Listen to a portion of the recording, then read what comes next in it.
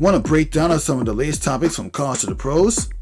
We interview many individuals to share their knowledge about the news stories surrounding the teams and its players. This is Nothing But That Sports Talk. Welcome to another episode of Nothing But That Sports Talk. Back again. I'm Rafique Louison. Why don't you tell the whole world who you are? As for those of you that listen to the Boston radio station in college, who guys do not deceive you. What you are, what you do. My name is Shukri Wrights. I am the host of the Shukri Wrights Show on 91.5 FM, WMFO, Bedford, Touch Freeform Radio. And as well as I'm also the host of an upcoming new podcast that will be starting up this upcoming January as well. Damn, that's crazy. And I see that you managed to have some special guests in this so-called 2019 year review coming up. Why don't you tell us a little bit about that? I will be having 3 guests on the show this Saturday from 5 p.m. to 6 p.m. on 91.5 WMFO discussing 2019 year in review in Boston sports. Josue Pavon of WEEI Sports Radio Network. He's a Celtics writer for the station, as well as Michael F. Hurley of WBZ TV, CBS Boston will join the show as well. And as well as Tom Keegan of the Boston Herald, longtime writer. He's been writing and covering Boston sports now for quite some time for the newspaper as well. Yeah, I know that's got to be a lot of special guests that you have. Like, is this one of the first times that you had a special guest, or you've had special guests come on the show before? I've had guests come on the show before. When I first started the radio show, or I shall say, I was blessed with my own radio show back in July. I've had other guests come on the show before. Some names that are, but not limited to, are Teron Davenport of ESPN. He covers the Tennessee Titans, the Titans reporter for the network. I've also have had some special guests as well. Tom Keegan became a quick friend of the show rather. I also did have I'm trying to remember who else. I had Robert Cobb. He's the founder and a writer for the InSync magazine as well. I've had a pretty good list of media personalities who have come on the show since July. Now that's a lot to take in during your first half as a radio show host. I mean, man, son, I could only imagine. Now, all I could ask you is, since you're reviewing the year 2009. Between 2019, okay, as you're reviewing the year 2019, why don't you talk about some of the best championship moments from the NHL Stanley Cup Finals to the NBA Finals to the Super Bowl to the World Series? Which one out of these 4 do you think is the best? I have to go with Toronto winning the NBA title over Golden State, and it's just for the simple fact of one, the way that this team was constructed into it, the way they came together in the NBA playoffs, it was really a magical run. And Kawhi Leonard, you could say, is arguably the greatest dynasty killer in the history of the NBA. Considering that he ended the dynasty for Miami in 2014 when he was with the San Antonio Spurs, as he was NBA Finals MVP of that series, and as well as even this year again, ending the Warriors dynasty by beating the Warriors in 6 games in Oakland before they moved to San Fran. So you talk about, like, I gotta give Toronto a great deal of props. You know, they had a great supporting cast around him. You talk about guys like Van Vliet, Pascal Siakam, Marc Gasol, just to name a few. And it was definitely a terrific championship run for a franchise who was founded 24 years ago, and before this year had never won an NBA title, let alone make an NBA Finals. Yeah, and you got to give props to the Toronto Raptors because they finally won a championship after so many heartbreaks throughout this decade, from Kyle Lowry getting shut down by Paul Pierce in an attempt to score a layup against the Brooklyn Nets, which is actually my favorite moment of the decade, by the way, because I support the New York teams, to all those heartbreaking losses that they've had against LeBron James and the Cavaliers. And also, you can't forget about their loss to the Washington Wizards back when they also had Paul Pierce as well. But yeah, Toronto, they literally snapped out of it.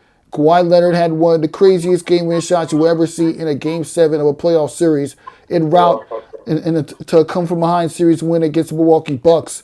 To now, he has another championship ring and stopped another dynasty. Kawhi Leonard is basically the dynasty killer. That's just all it is.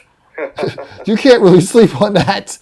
Now, on to my favorite championship win, of course. I mean, well, it's a tie between, of course, the NBA Finals, as I already talked about it, and the Astros versus the Nationals. You want to know why I'm saying that? Yeah, I gotta hear this. What? How can you explain a World Series where every game is won by the road team? See, that's the beautiful thing about baseball. And in baseball, you see things that you've never seen before. And this World Series was the strangest World Series that I've seen probably in my lifetime so far. Where, as you mentioned, like it was just the first championship series of any pro team or pro sport that the road team won every game, and that's what it was. Every road team won every game of the series. Games 1 and 2 was won by Washington. The Astros swept the series in DC, bring it back to Houston, and the Astros won game 6 and 7. And all I gotta say is, what was the whole point of having home field advantage when you're gonna have a series like this?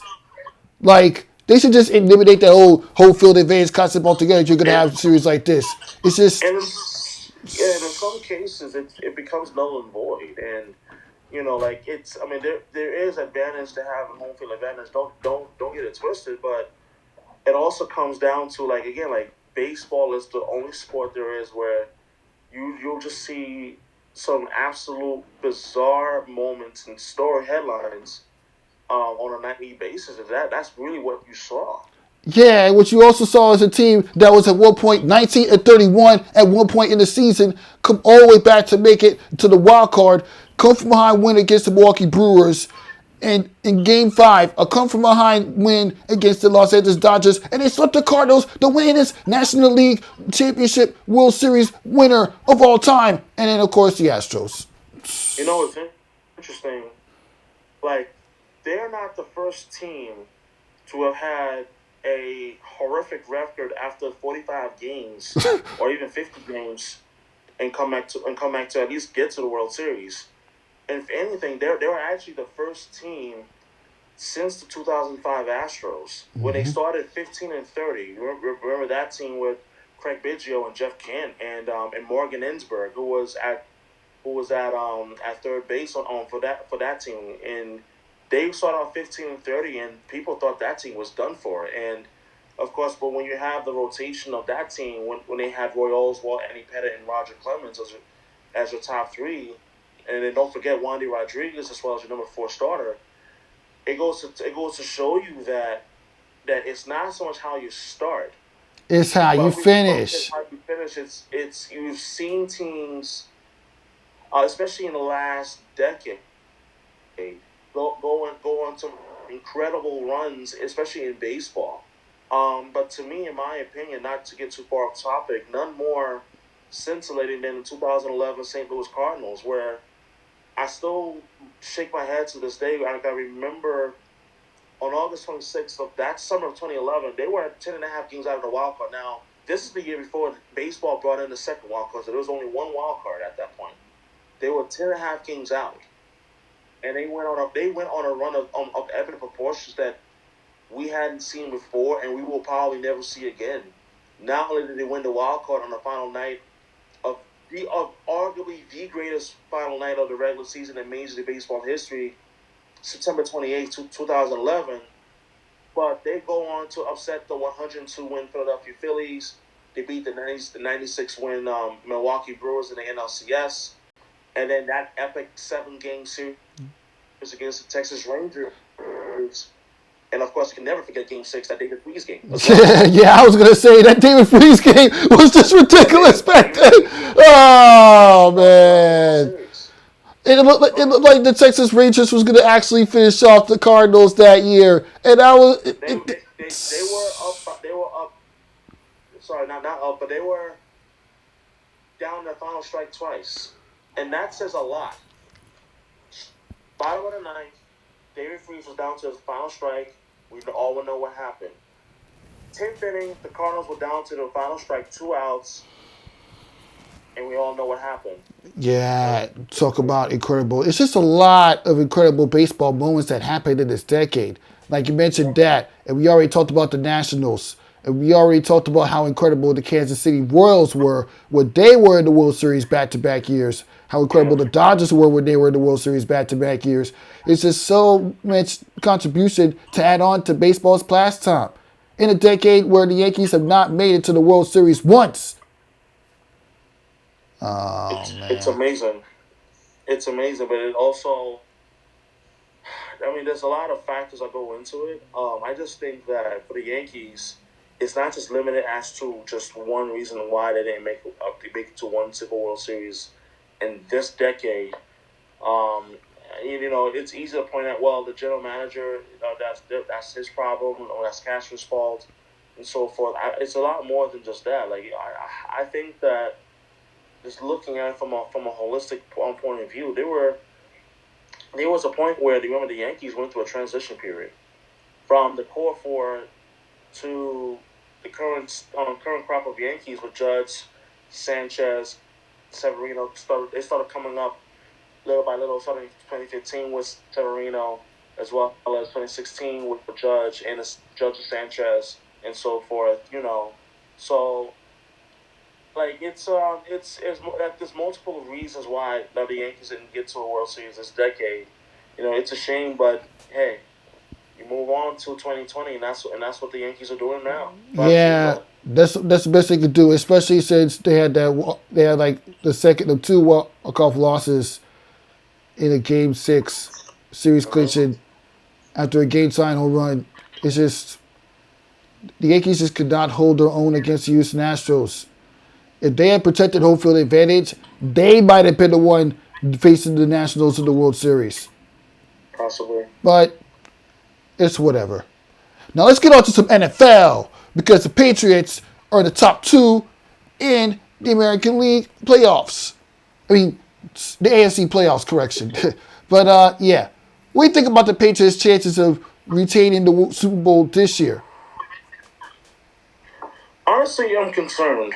I do think that the Patriots, we've seen time and time again, you can't give up on this team, especially when they're struggling. However, this year it just feels different. And I was talking to someone about this. I was saying the loss of offensive lineman David Andrews is huge. Not just in sense of you lose a valuable piece to your offensive line, but you also lose a guy who has anchored this offensive line for the team over the last several seasons, and you're not getting the same blocking in terms of the run game, as well as obviously the issues with the receivers and so forth. It's definitely very much well known at this point. So I wouldn't count the Patriots out just yet, but I'm very concerned as to what they're doing offensively and what's going on, especially when they get in the red zone, where they've had their problems throughout this season. And I talked about it on my radio show on Saturday night, where they're ranked near the bottom of the league when you get inside the 20-yard line, and the numbers get worse when you get inside the 10-yard line or fewer.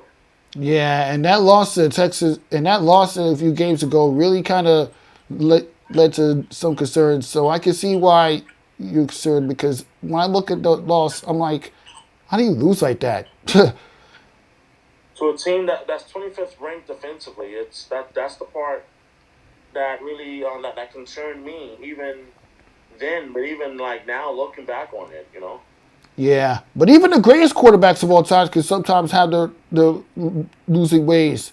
Like Tom Brady's lost a few times in the Super Bowl this decade, like with the Giants in 2011 to the Eagles a few years ago. But you can't. But You made up a good point. You really can't count out Tom Brady, especially after their come from behind Super Bowl win against the Atlanta Falcons several Yeah. years back. And well, last year they only won because they were just playing a bad offensive team.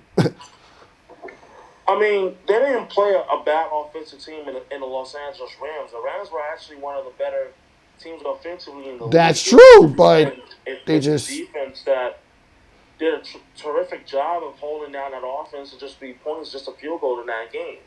And Sean McVay was quoted as saying after the game that that I was really just mesmerized by the play calling of the Patriots defensively against a high-powered Rams offense. So it's one of those things where you got to give credit where it's due, but at the same time, like when you look back on the game, like it came down to the Patriots defensively finally being able to have an identity and exploit the weakness of the Rams versus the Rams who were last season so explosive offensively that I mean unfortunately they weren't even able to duplicate it again this season. yeah. I mean, you're facing against a more experienced Super Bowl winning team. I mean, the Rams they could actually take this as experience because you could only go so far in the NFL. Yeah. Now, as far as the competition goes, the Patriots might even get either the Buffalo Bills or the Pittsburgh Steelers or the Houston Texans coming out of the wild card. And any one of those teams could give Tom Brady a run for the money. But who do you think is going to give the Patriots the toughest matchup in the playoffs when it starts for the NFL? I really want to say Buffalo Yeah, because Buffalo was the one team in the division that really gave New England trouble when they met back in September. exactly. And like I mean, although they lost to the Baltimore Ravens this past Sunday, they are a team that can get after the quarterback and they can really stop the run, and as well as offensively, they have the capability to put up points, but they're not a high-powered offense. So that is the one reason why that game when they played each other back in September was as close as it was. Like Josh Allen, he's a solid quarterback, but he's not Aaron Rodgers or even a Deshaun Watson or Cam Newton. He's not. Yeah, he But has a long way to go before he can reach that state. yeah, yeah. But I don't know. All I gotta say is, good to New England Patriots to make it to the playoffs. Now, I mean, it was correction, make it to the Super Bowl again, because it's Yeah. gonna be a lot tougher this time around. Now, I gotta get on to another Boston team that's been having some sparks early in the season. That's the Boston Celtics, led by Kemba Walker. What do you think about that? It's been a pleasant surprise, and one of the things that stood out to me this season so far in regards to the Celtics is the effect that Kemba Walker has had on the locker room, not just only in terms of basketball, but in terms of the locker room. The locker room has seemingly become a better locker room than it was a year ago. And part of it has to do with his personality and the way that he leads, and don't forget, like, this is now the first year in which that you're seeing Brown and Tatum really develop into the young stars that they're developing into, and especially with as Tatum, we knew Tatum had a potential to become a superstar, and he's becoming that very slowly and gradually with the strides that he's made this season.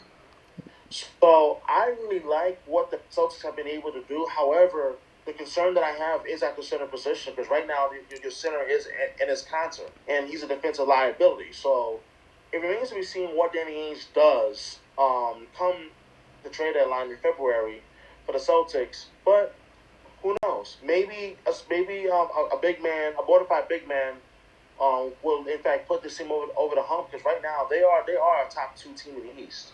Yeah, without question. They know they can hold their own. They even have a perfect record at home along with Yeah, the Philadelphia 76ers. And yeah, when you have a perfect record at home, like until this deep in the season, you're bound for success when the playoffs come around. Of course, we're only in December, but yeah, you right. got to give the Boston Celtics credit where credit is due. And the same could go for the Boston Bruins. Like, we think about their stats early in the season in the NHL.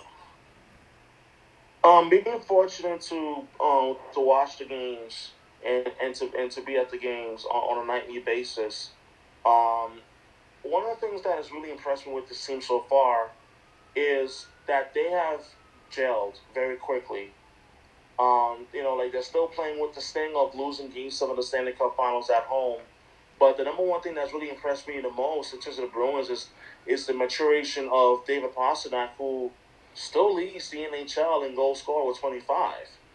Although it's been I think like 3 games since he last scored a goal, but his maturation and his growth has been key to a Bruins offense that has continued to remain steady among the best in the league. And last night, the Bruins getting back Patrice Bergeron after he missed time with the lower body injury, which is certainly huge. But the Bruins continue to win without him. So, what does that mean? It means that although they were without like key components of their team, they continue to find ways to win, especially in overtime and so forth. So I like where this team is right now, but I definitely do think that a change can be imminent. Especially if you're Don Sweeney looking to move that log jam that they have at the defensive position. So that's going to be something that I'm going to be really interested in keeping my eye on, in particular, because they definitely need help along the blue line. Sounds like there's a lot of progression going on in Boston Bruins land because these Boston teams, they really know how to bring a lot of championship atmosphere to the sports that they play. Yeah, Like, you got to give them credit where credit is due. absolutely. Especially throughout this decade, because Boston has seen a lot of championship appearances, a lot of championship wins. Yeah. And like, being a Boston person growing up, or so, what was it like for you seeing all these Boston championship wins throughout your life as a sports fan? Now, I will say that I'm originally from New York, and even Mm-hmm. before I moved to Boston, I had a respect for Boston sports because for the simple fact that the teams know how to win, and having the ability to put my fanhood aside and being able to look at things objectively is something that I take very I take seriously and I'm very proud of. And it would have been easy for me to say that, oh, screw Boston sports and their success, but I decided to actually look a little bit deeper as to what has made them so successful. It goes back to ownership. It's not luck. It goes back to ownership and their commitment to want to put out a winner. And all 4 teams are expected to win. That's part of what makes Boston sports so incredible right now, is that there's a legitimate championship expectation for every team in this city, whether it's the Pats, especially the Bruins, Celtics, Red Sox. They're only a little more than a year removed from winning the World Series in 2018.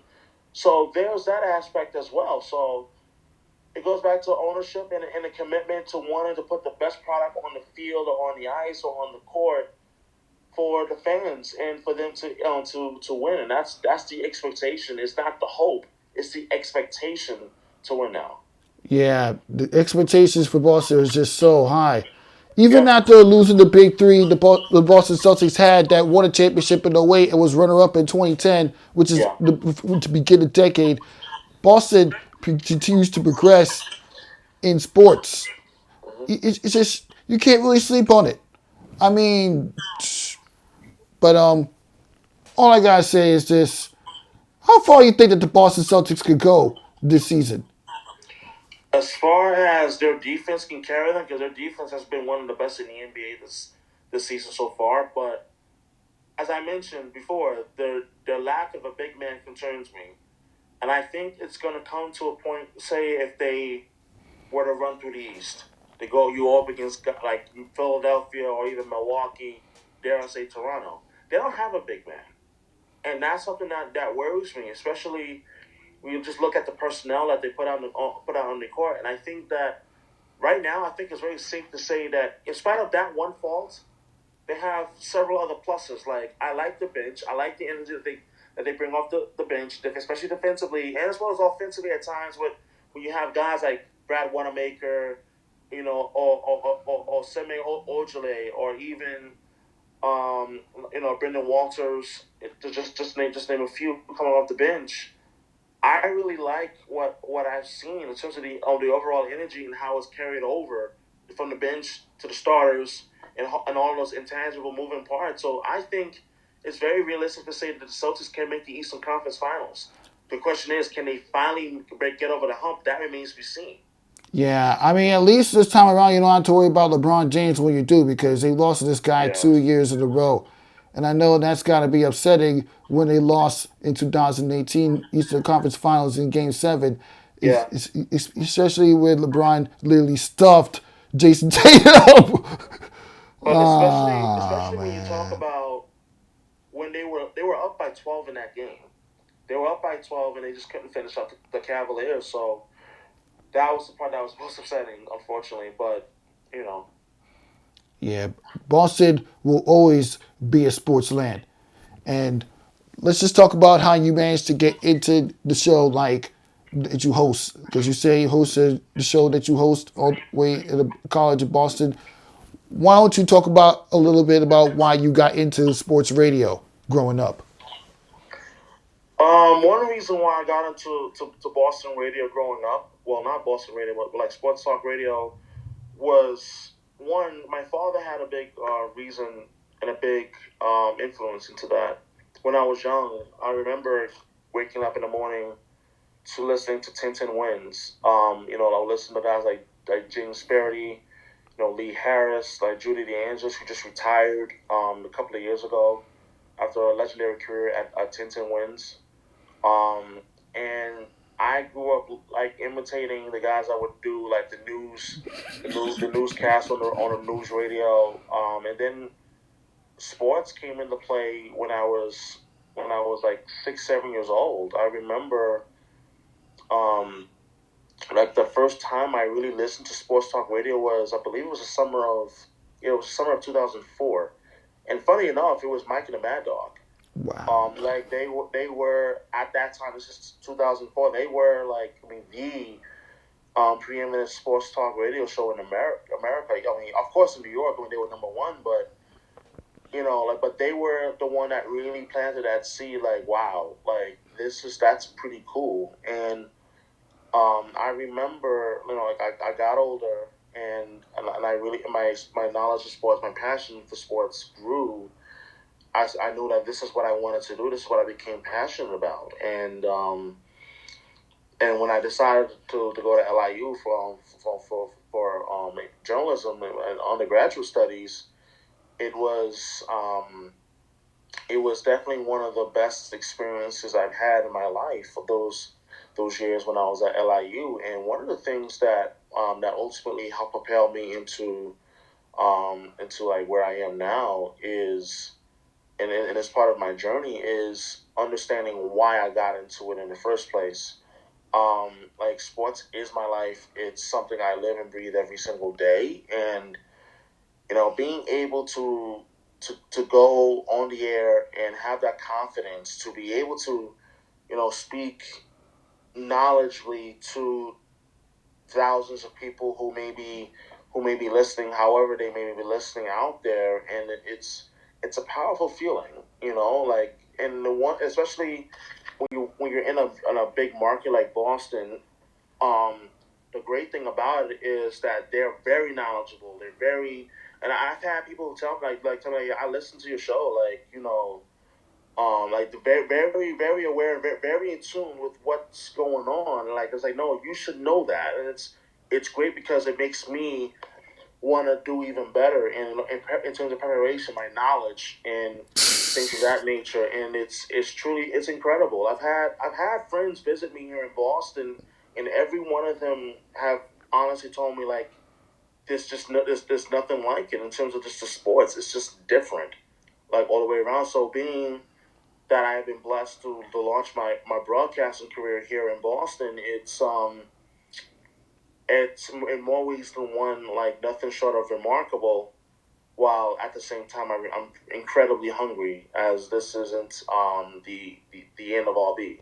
Yeah, I always tell I tell my family how hungry I am when it comes to media and sports journalism all the time. I tell them how hungry I am. I'm even willing to. I'm even willing to do videography reporting on a freaking basketball game at the park if I had to. That's how hungry I am when it comes to this. Oh man! Yeah. But on another note, you mentioned you had an internship with ESPN New York. I want to talk about that experience and how you got to be interning at ESPN. It was amazing. And one of the things that I still cherish from that experience was, the feeling of getting up every day and not feeling as if you're going to work, and you're not even a quote unquote intern, because of how passionate and how much you really loved the environment that I was in. And I remember you had asked me also, like, how did I end up getting the opportunity back in late April of 2015, and I remember this still clearly to this day. This was right around the time of finals was approaching. I remember I was on my laptop in the library at LIU on the upper level, and I remember just sitting on my laptop, going through like final assignments and so forth, and I saw the opportunity. I was, like looking for internships or any opportunities, and ESPN New York came up, and I remember saying, I told myself out loud, I was like, you know what, I'm going to apply. If I hear back, great. If not, I remember applying, and I said I just have no expectation, so I forgot about it entirely. As a matter of fact, excuse me. And July 2015, I was in Coney Island one Friday afternoon, and I got a phone call from a Florida number, and I was just like, who from Florida with this number would be calling me? So I didn't answer. And then I saw I had a voice message not even 2 minutes later. So I was like, oh, okay, let's see what's going on with this one. So I listened, and it was like, hey, it's so and so from Disney. We had saw your application for the internship with ESPN New York, and I was like, oh. So I immediately called him back and spoke with the lady, who was more than gracious to talk to me in great depths about it, and then I was connected with the program director of ESPN New York at the time, who is now the senior director at ESPN Radio in Bristol. And like we talked, and we built a great rapport. And after the phone interview, it was just like, okay, I'm just waiting to hear back. At this point, the interview went incredibly well. It was a phone interview, and several weeks went by. This is now August of 2015. I remember thinking, sheesh, I didn't hear back. So I'm like, all right. But I really wanted to know, like, did I get it? Did I get it?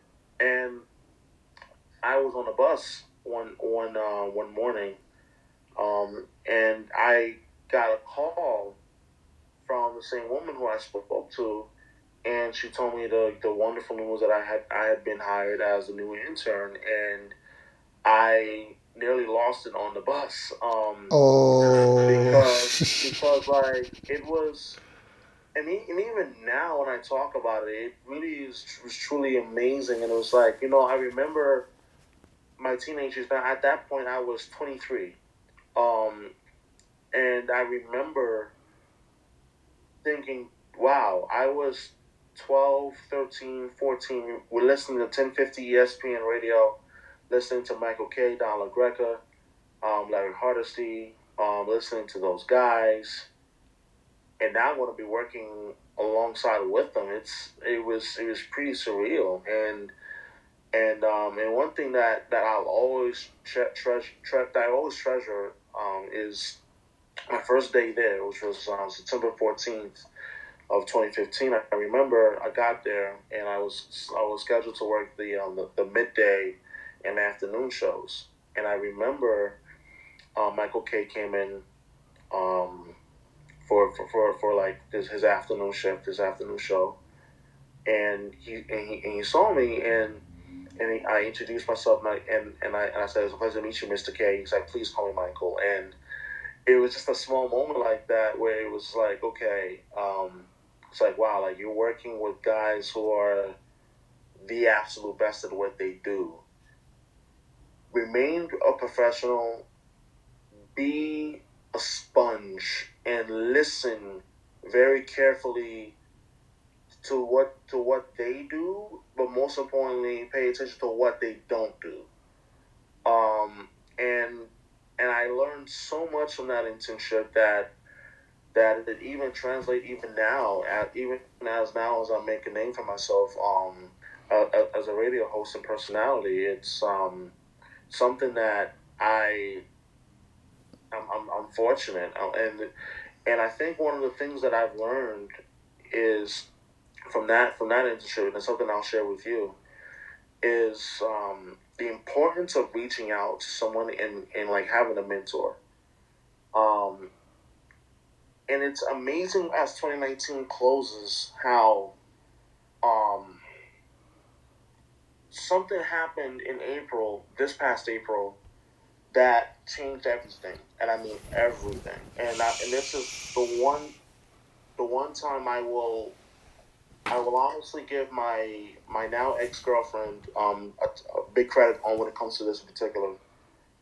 And we were having a conversation one evening. We were coming back from New Hampshire, back into Boston, and she asked, like, have you like reached out to people and talked to people? Because I was feeling frustrated that I'm not where I want to be. I'm not doing what I want to do. My career hadn't even launched just yet. What do I do? So she recommended that you should go and reach out to people that are in the industry. You have Twitter, so I did that, and there was one gentleman who, even to this day, he and I told him that he is my mentor. Um, there's a gentleman by the name of Bob Sosi, who is the radio voice of the New England Patriots. Um, very, very, very well known in the broadcasting industry, as well as especially here in Boston. He was the one who really helped catapult my career moving forward, and it was a conversation that him and I had in June. It wasn't our first conversation, actually.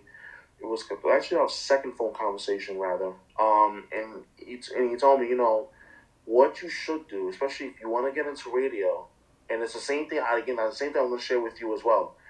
If you want to get into radio, look around at different radio stations. Doesn't matter if it's a college or a small radio station, but the fact of the matter is, you want to get yourself on air. Doesn't matter where, but start looking for different college stations in and around your locale, and so forth, if you want to get on air. And it was that advice that really turned out to be the life-changing advice. Wow. Because it was actually about 2 weeks later, I came across an opportunity to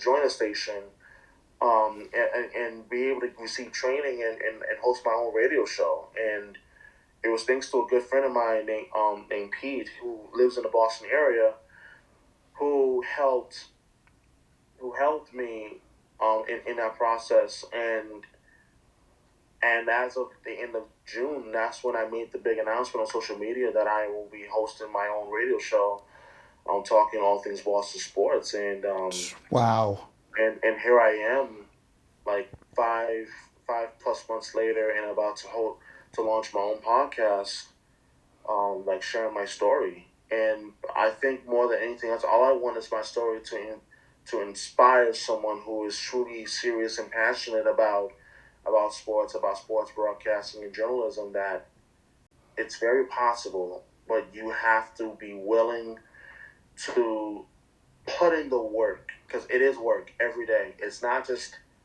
once or twice a week. It's every single day. Like, talk to people, create conversations. Not if people don't respond, don't take it personal. Keep it moving. For every person that you may find that won't talk to you or won't respond back, there's two more that do. And I'm living proof of that. I mean, You asked me about the guests who I've had on my radio show. That's proof right there. By reaching out to them and talk to them, and you'd be amazed by how many people are willing to say, hey, you know what? I like this guy. I like this guy. And by doing that, you're also building your brand as well, and it's there for the taking. It's a matter of how bad you want it. Yeah, and you know what? I was just gonna ask, like, you have any expiring advice for up and coming journalists and people actually trying to get in? But pretty much, you already hit the nail in the coffin right there with those last 3 sentences or 4. Yeah, and I mean, it's very real and it's very true. Like, if you are truly serious and passionate about it, like, you're not gonna waste time on frivolous matters that just has nothing to do with your goals and your dreams. And you can't be afraid to want it. You don't need to talk about it. You have to prove that to yourself every single day. And what I'm saying is not just only between you and I, but it's also for those that's going to watch this later. And my message that I want to get out there is, push yourself even when things seem dark and grim, because it's not going to come easy. Nothing in life ever worth having comes easy, and that's just the truth. And you're gonna go through periods where you feel, wow, like, when is it gonna come? When is it gonna come? The point is, it's not for you to worry about when it's gonna come. Worry about what you're doing to grind and the work that you're putting in. And it will blossom at some point. There's no question it will.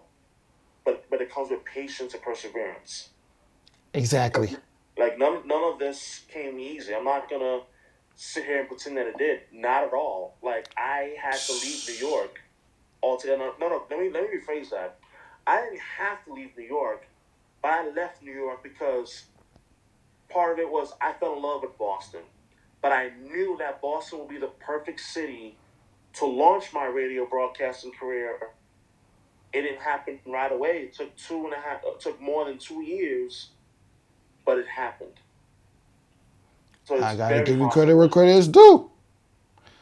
Now, I gotta end the show. Thank you for stopping by and being a special guest on the podcast, do the FaceTime conversation.